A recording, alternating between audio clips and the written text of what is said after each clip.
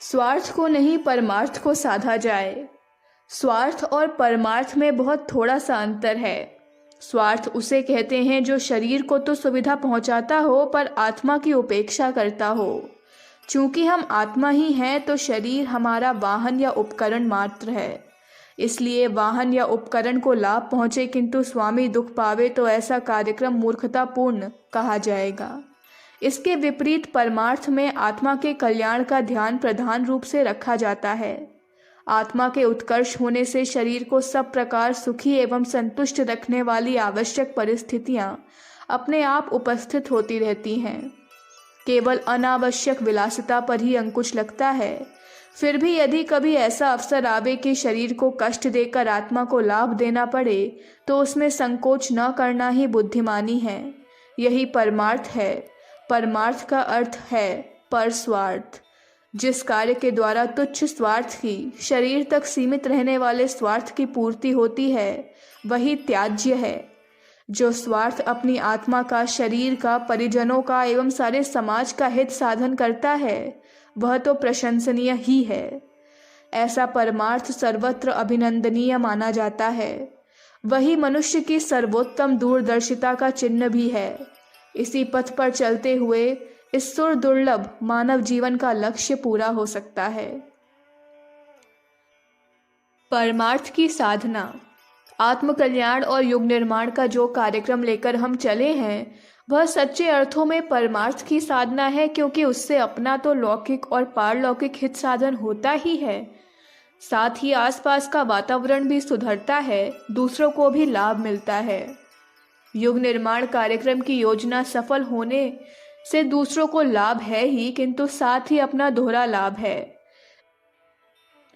जिस सुधार कार्य को हम आरंभ करेंगे वह सबसे पहले हमारी निकटवर्ती लोगों को प्रभावित करेगा, क्योंकि यह प्रचार और प्रसार कहीं दूर देश में नहीं वरन अपने घर, कुटुंब और पड़ोस से ही आरंभ करना है।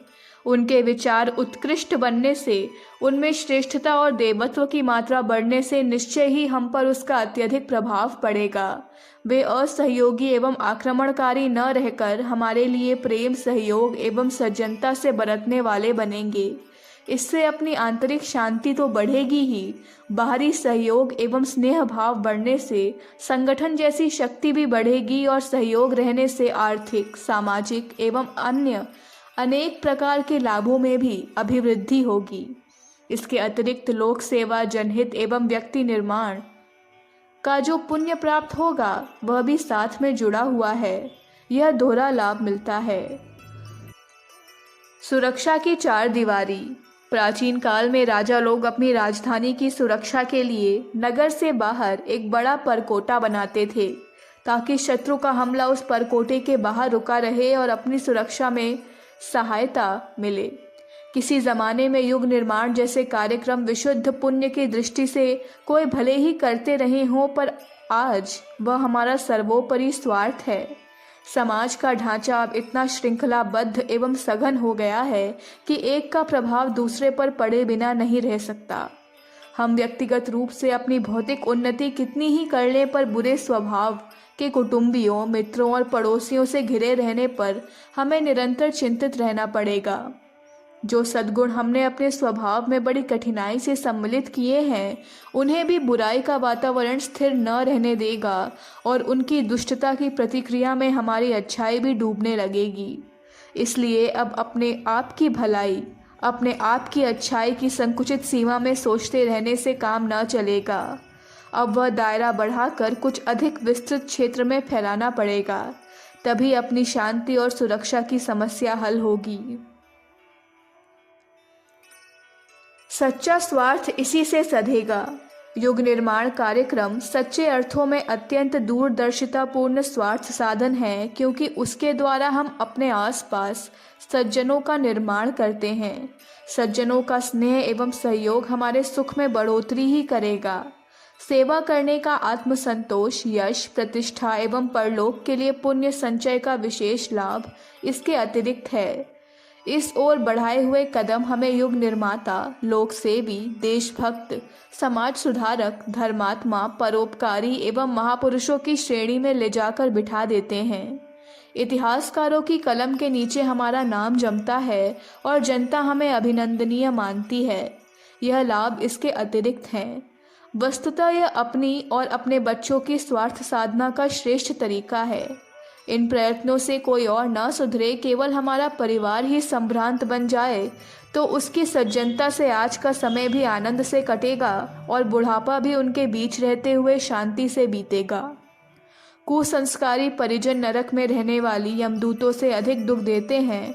इसका अनुभव उन्हें भली भांति होगा जिनको स्त्री, पति, पुत्र, पुत्री, भाई, भतीजे, दामाद, बहनोई, कर्कश, उद्दंड एवं कुमार्गगामी मिले हैं।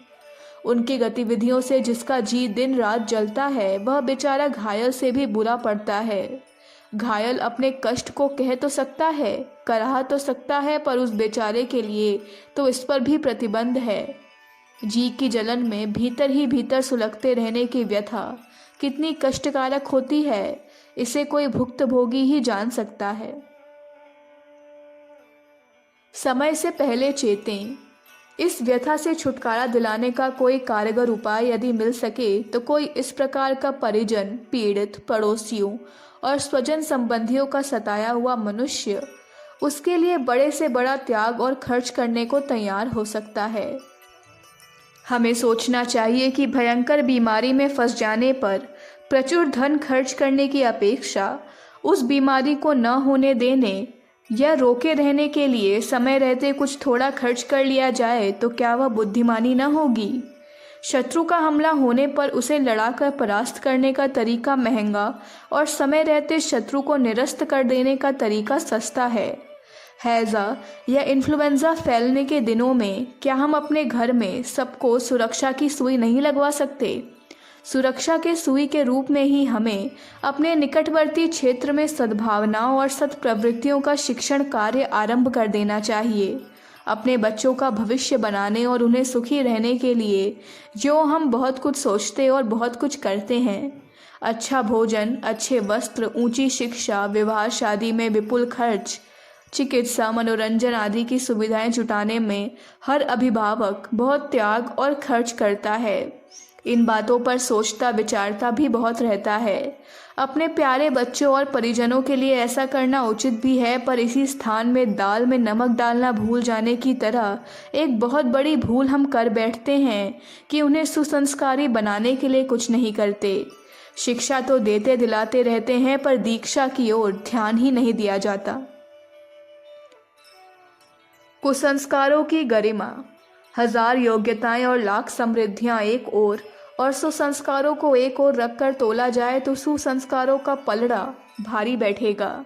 सुसंस्कारी व्यक्ति गरीब रहते हुए भी आनंद एवं उल्लास का जीवन व्यतीत कर सकता है, पर कुसंस्कारी व्यक्ति कुबेर सी संपदा और इंद्र से वैभव का स्वामी होते हुए भी संतप्त रहेगा और अपने संबंधियों को संतप्त करेगा। इसलिए प्रत्येक बुद्धिमान व्यक्ति का कर्तव्य है कि अपने उत्तराधिकारियों को जमीन, घर, नकदी, शिक्षा आदि से विभूषित करने की बात ही न सोचे, वरन उन्हें सुसंस्कारी बनाने के लिए भी प्रयत्न करे। यह कार्य अध्यापकों पर नहीं छोड़ा जा सकता, यह तो हमारे स्वयं करने का है। युग निर्माण योजना के अंतर्गत व्यक्ति निर्माण के लिए हम जो कुछ करते हैं उससे इसी आवश्यकता की पूर्ति होती है। अपने परिजनों को दीक्षा देने का, उन्हें सुसंस्कारी सद्विचार, सद्भाव, उदार दृष्टिकोण, सच्चरित्रता, मानवता एवं दूरदर्शिता अपनाने के लिए प्रेरणा देने का जितना कारगर उपाय इस योजना में सन्निहित है, उतना अन्य प्रकार से संभव नहीं हो सकता। यदि हम इस ओर उपेक्षा करते हैं तो मानव जीवन को धन्य बनाने वाले एक श्रेष्ठ पुण्य परमार्थ से ही वंचित नहीं होते, वरन अपने निकटवर्ती लोगों को कुमार्गगामी बनाने से रोकने में उपेक्षा करने के अपराधी भी बनते हैं। और उस अपराध का दंड हमारे परिजन और पड़ोसी वैसे ही देंगे जैसे गत अंक में छोटे छोटे कारणों पर अपने परिवार के लोगों को मार तक डालने वाले समाचारों वाले लेख में चर्चा हुई थी। संकीर्णता नहीं, दूरदर्शिता चाहिए। हम स्वार्थ में ही ना लगे रहें, परमार्थ की बात भी सोचें। परमार्थ किसी पर कोई एहसान या उपकार करना नहीं, वरन अपने ही दूरवर्ती एवं चिरस्थायी स्वार्थ को बुद्धिमता के साथ संपन्न करना है। जो परमार्थ साधता है वही सच्चा स्वार्थी है, क्योंकि उसे आज ही नहीं कल भी सुख प्राप्त होता है। उसकी आज की ही अभिलाषा पूर्ण नहीं होती, वरन चिरकाल तक अपने अभीष्ट की सिद्धि का लाभ उठाता रहता है। हम संकुचित स्वार्थ की सीमा से बाहर सर उठाकर यदि दूर तक देख सकें, दूर तक सोच सकें, तो व्यक्ति निर्माण की, युग निर्माण की प्रस्तुत योजना रोटी कमाने के आवश्यक कार्यों की तरह ही उपयोगी एवं अपनाने योग्य प्रतीत होगी।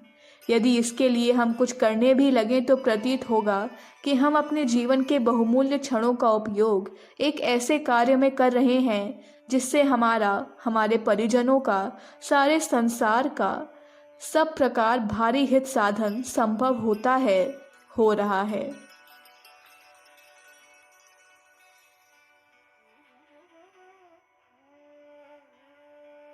अखंड ज्योति, मार्च 1962, पृष्ठ संख्या 5, 6, 7, 8। हमारे YouTube चैनल विचार क्रांति दूत अखंड ज्योति पत्रिका को सब्सक्राइब करें एवं अगली वीडियोस प्राप्त करने के लिए बेल आइकन दबाएं। धन्यवाद।